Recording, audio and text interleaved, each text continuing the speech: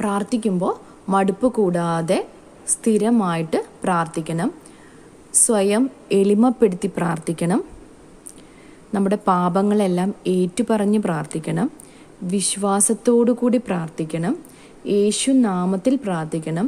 ദൈവത്തിൻ്റെ വചനങ്ങൾ ഏറ്റുപറഞ്ഞ് പ്രാർത്ഥിക്കണം. അപ്പോൾ ദൈവം പറഞ്ഞിട്ടുണ്ട്, നിങ്ങളെ ഒരു വിധത്തിലും കൈവിടുകയോ പരിത്യജിക്കുകയില്ല. കർത്താവിൻ്റെ ഭക്തരെ വീണേക്കാം, എന്നാലും അത് മാരകമായിരിക്കുകയില്ല. കർത്താവിൽ പ്രത്യാശ അർപ്പിക്കുന്നവൻ സുരക്ഷിതനത്രേ. അപ്പോൾ ദൈവത്തിൻ്റെ വചനം ഒരിക്കലും പരാജയപ്പെട്ടിട്ടില്ല. അപ്പോൾ ദൈവം പറയുവാണ്, നിങ്ങളെ ഒരു കാരണവശാലും ഞാൻ പരിത്യജിക്കുകയില്ല. നിങ്ങളുടെ തലയിലെ ഓരോ മുടിനാര് കൊഴിയുന്നത് പോലും അറിയുന്നു. വയലിലെ ലില്ലികളെ നോക്കുവിൻ, അവർ നൂൽ നൂൽക്കുന്നില്ല, ഒന്നും ചെയ്യുന്നില്ല. എങ്കിൽ പോലും സോളമൻ പോലും അതിൻ്റെ സർവ്വമഹത്വത്തിലും അതിലൊന്നിനെ പോലെ അലങ്കൃതനായിരുന്നില്ല. അപ്പോൾ ഇന്നുള്ളതും നാളെ തീയിലെറിയപ്പെടുന്നതുമായ വയലിലെ ലില്ലികളെ ദൈവം ഇത്രമാത്രം അണിയിച്ചൊരുക്കുന്നെങ്കിൽ അല്പവിശ്വാസികളെ നിങ്ങളെ എത്രയോ അധികം ദൈവം മാനിക്കുകയില്ലേ?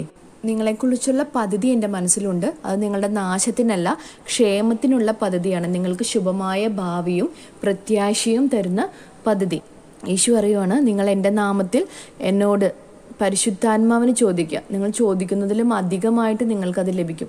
പരിശുദ്ധാത്മാവ് വന്നു കഴിയുമ്പോൾ നിങ്ങളെ എല്ലാ കാര്യങ്ങളും പഠിപ്പിക്കും, നിങ്ങളെ എല്ലാ കാര്യങ്ങളിലും സഹായിക്കും.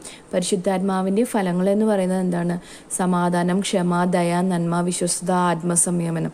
അതെല്ലാം നമ്മുടെ ജീവിതത്തിൽ വന്നാൽ തന്നെ നമുക്ക് വേണ്ടതെല്ലാം ലഭിക്കും. അപ്പം പരിശുദ്ധാത്മാവ് കൊണ്ട് നിറഞ്ഞു കഴിഞ്ഞാൽ നമ്മുടെ ജീവിതത്തിൽ നമുക്ക് ആവശ്യമുള്ളതെല്ലാം കൂട്ടത്തിൽ കൂടി നമുക്ക് ലഭിക്കും. അപ്പം നമ്മൾ ഒരുപാട് ഇങ്ങനെ പറഞ്ഞ് പ്രാർത്ഥിക്കേണ്ട ആവശ്യമില്ല. നമ്മൾ പരിശുദ്ധാത്മാവിന് വേണ്ടി പ്രാർത്ഥിച്ചാൽ മതി. പരിശുദ്ധാത്മാവ് കൊണ്ടും ജ്ഞാനം കൊണ്ടും നിറയ്ക്കണമേ എന്ന് പ്രാർത്ഥിക്കണം. ജ്ഞാനം എന്ന് പറയുന്നത് ദൈവത്തിൻ്റെ ജ്ഞാനം, അത് വചനമാണ് ദൈവത്തിൻ്റെ ജ്ഞാനം എന്ന് പറയുന്നത്. ആ ജ്ഞാനം നമ്മളിലേക്ക് വന്നു കഴിഞ്ഞ് കഴിഞ്ഞാൽ നമ്മൾ ജീവിക്കും, നമ്മളിൽ നിന്ന് മരണം അകന്നു പോകും. നമ്മൾ ജീവിക്കും എന്ന് പറഞ്ഞാൽ ഇപ്പോഴും നമ്മൾ ജീവിച്ചുകൊണ്ടിരിക്കുകയാണ്. പക്ഷേ നമ്മൾ മരിച്ച അവസ്ഥയിൽ നിന്ന്, മരിച്ചിട്ടില്ലെങ്കിലും മരിച്ച ആ അവസ്ഥയിൽ നിന്ന് ദൈവം നമ്മളെ ജീവനിലേക്ക് കൈപിടിച്ച് നടത്തും. ആമേൻ.